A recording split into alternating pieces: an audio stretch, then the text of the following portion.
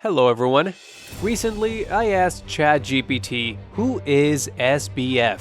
The answers might surprise you. The first question was, hey ChatGPT, do you think Sam Bankman-Fried will be found guilty on the evidence collected? As you can see, it has dodged the question just like a seasoned politician. Not impressed by the answer, I decide to rephrase the question to get some more details. Well, it didn't disappoint me. Actually, I was surprised with the inaccurate and outdated information this billions of dollars worth of AI model was providing. When I asked GPT, who is SBF and what are the charges against him? This is the response I got. The first thing that was surprising to me was that it has no awareness of the current world, since it claimed to be trained on data prior to 2021. Second, unless you are living under a rock, we all know that Sam is an American and that he was the founder of Alameda Research, not the CEO. And that girl, Caroline, whatever her last name is, was the CEO of Alameda Research. Honestly, I would not even let her run a hot dog stand, let alone a multi-billion-dollar empire. Look at her. No, I mean her. Come on. Would you? I tried a couple of other questions and was not able to get a response that would illustrate the current situation of this circus. And by this time, I was getting really confused and frustrated with the inaccurate and outdated information I was getting from ChatGPT. So, I decided it's time to do a cross-reference check with other reliable resources available on the internet. I turned to Wikipedia and found an article which turned out to be pretty updated. I am not going through the whole article, but if any one of you would like to read it, I have put a link in the description. Well, according to Wiki, Sam was arrested in December in Bahamas and CEO and so on. Wiki also did not hesitate to call him suspected fraudster. Also, Wiki accurately mentions Sam as the CEO of FTX and the founder of Alameda Research. And as I suspected, Sam was born on Stanford University's campus. Last time I checked, Stanford University was not in England, but in California, which makes Sam an American. Finally, I asked ChatGPT to write me an article on SBF based on its current knowledge. I will zip through the slides of the response, but if you like, you could pause the video and read them in their entirety at your own. Here's how the article starts with the same inaccuracies. That Sam is a British businessman and blah blah blah. Also notice in the very last paragraph of this article, where it is talking about Sam's philanthropy, there is no mention of Sam's millions of dollars of political donations to the 2020's presidential campaign. Even if this AI model was trained on the data prior to 2021, that information should be part of public domain way before 2021.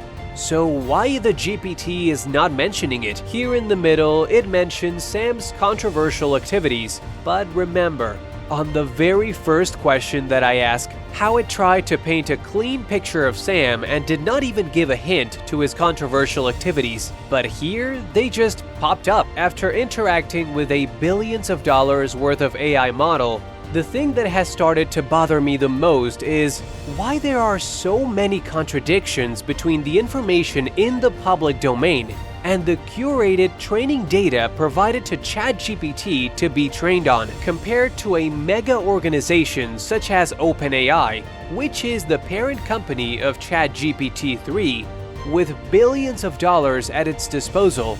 Why does a low-budget organization such as Wikipedia have more honest and accurate, up-to-date information? Also, if all this information, such as SBF's manipulation of market and other suspicious activities, were in public domain prior to 2021 as mentioned by the ChatGPT in the article, then why these law enforcing agencies waited for almost a year and did not take any action against Sam? Also, in the article, Why did the Chat GPT try to portray Sam like a philanthropist, while Wikipedia openly called him the suspected fraudster? Also, GPT did not mention Sam's millions of dollars of political contributions during the 2020's presidential campaign. That information should have been part of the public domain all this time when the data was being fed to the GPT in 2021. Was that information deliberately held back from the Chat GPT-3's curated and clean training data?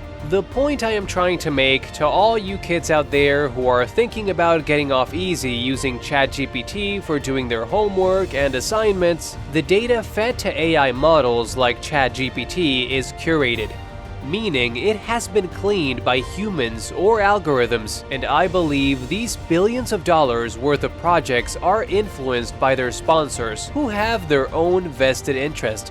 And then they want you to see the world through their lens. Therefore, always cross-check, cross-reference your information with more reliable resources available before asserting your point or presenting your research findings. As you have seen, the information from AI models is usually not current and updated, and sometimes inaccurate, since it takes a while to collect and prepare data before feeding it to AI models, such as ChatGPT, and could have biases in the data, because, as mentioned, these models are trained on whatever data they were provided to train on, meaning someone like Elon Musk or an organization such as WEP could sponsor these projects like ChatGPT-3 and then try to shape the world according to their own views and interests. Actually, did you know that Elon is one of the very first co-founders of ChatGPT?